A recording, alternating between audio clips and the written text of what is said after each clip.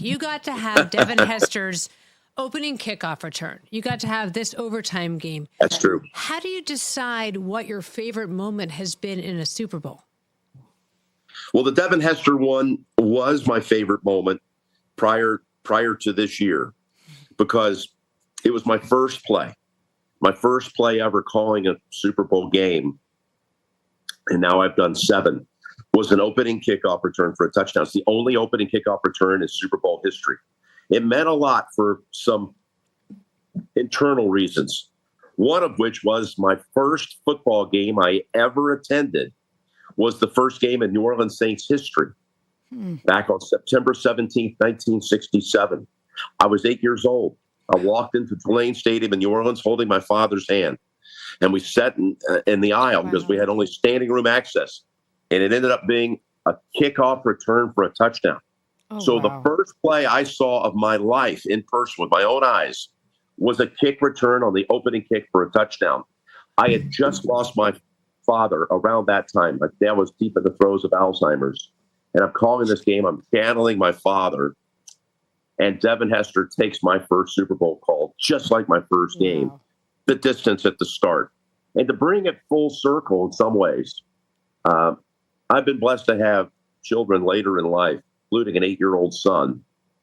So there was that number 8 again, having my Jameson with me in Las Vegas to watch this game and to go through the last couple of days, the prep and cuddling up with my son. And it meant the world for my Super Bowl to be shared with my son, just like my dad did with me. It came full circle. So now my favorite Super Bowl memory will definitely rise to the top with the winning touchdown pass to Mecole Hardman.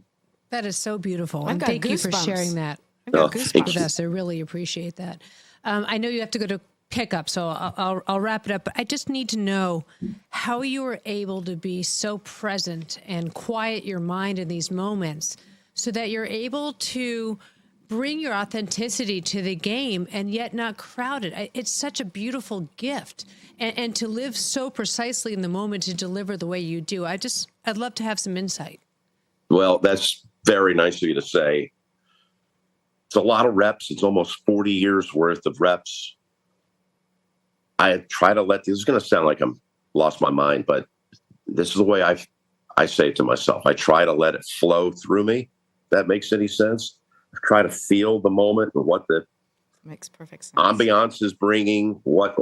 I just get lost in it, and it's flowing through me. I don't think about it. I do try to be letter perfect and precise, but it is live television.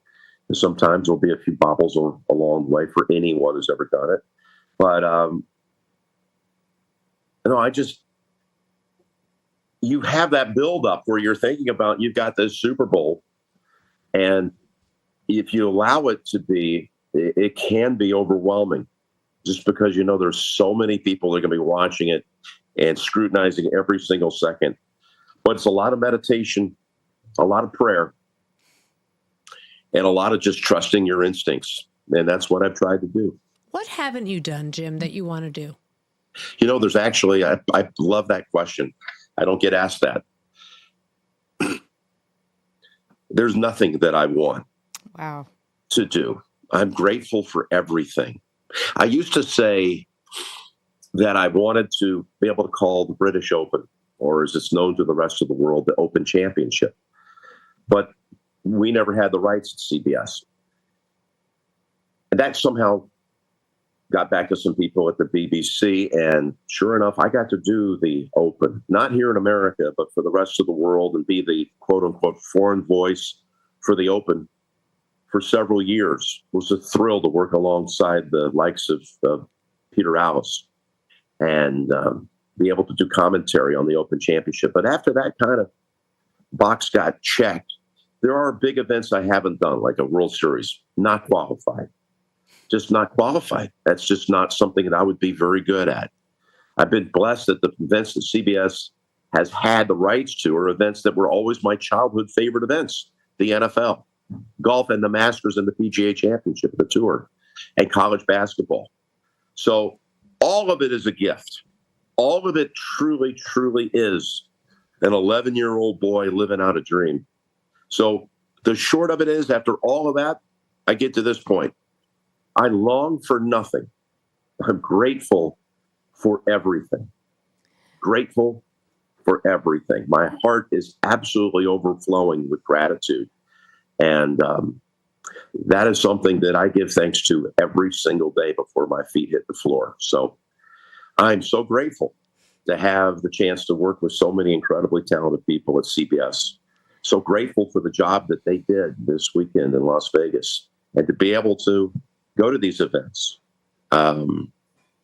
It's a dream. I know that it's overused, but it is true from the very bottom of my heart. It is. I'm grateful for it all. Check out new episodes of What the Football with Susie Schuster and Amy Trask every Tuesday. Watch us on the Rich Eisen Show YouTube page or follow and listen wherever you get your podcasts.